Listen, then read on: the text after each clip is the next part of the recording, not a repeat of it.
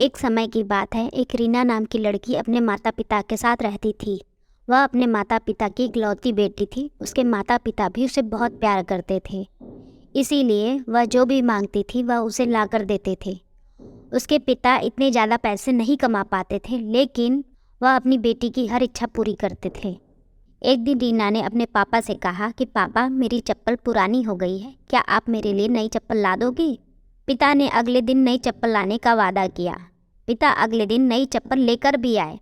रीना नई चप्पल देकर बहुत खुश हुई और चप्पल पहनकर पूरे दिन मोहल्ले में उछल कूद करती रही। शाम को वह घर आई और चप्पल उतारकर सो गई। अगली सुबह रीना वह चप्पल नहीं पहनती है और अपनी पुरानी चप्पल पहनकर खेलने चली जाती है। मम्मी से कहकर जाती है कि मम्मी, मुझे ये चप्पल पसंद नहीं है, मैं अपनी पुरानी चप्पल ही पहनूंगी। उसकी ये बातें उसके पापा सुन लेते हैं। इतने में रीना बाहर खेलने भाग जाती है। रीना के पिता उसके पीछे गए और उसे अपने पास बुलाकर कहा कि बेटा, अगर तुम्हें नई चप्पल नहीं पहननी थी तो तुमने क्यों मंगवाई, और तुमने उसे कल पूरे दिन पहनकर रखा। अब हम इसे दुकानदार को वापस भी नहीं दे सकते। फिर इतने में रीना कहती है कि पापा, मैंने यह चप्पल मम्मी के लिए मंगाई थी, क्योंकि उनकी चप्पल टूट सी गई है और वह खर्चे के डर से कभी अपने लिए नई चप्पल नहीं मंगाती हैं। इसीलिए मैंने वह चप्पल कल पूरे दिन पहन कर रखी ताकि मम्मी उसे वापस करने को ना बोल सके।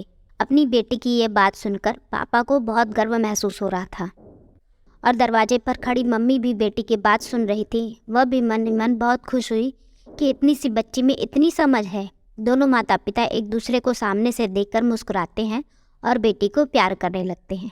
तो दोस्तों, इस कहानी से हमें यह सीख मिलती है कि हमें अपने माता पिता की मजबूरियों को समझना चाहिए। अगर आपको मेरी कहानी अच्छी लगती है तो उसे कमेंट में लिख कर बताएं और मेरे चैनल को लाइक और सब्सक्राइब करें। तो फिर मिलते हैं एक नई सी कहानी के साथ।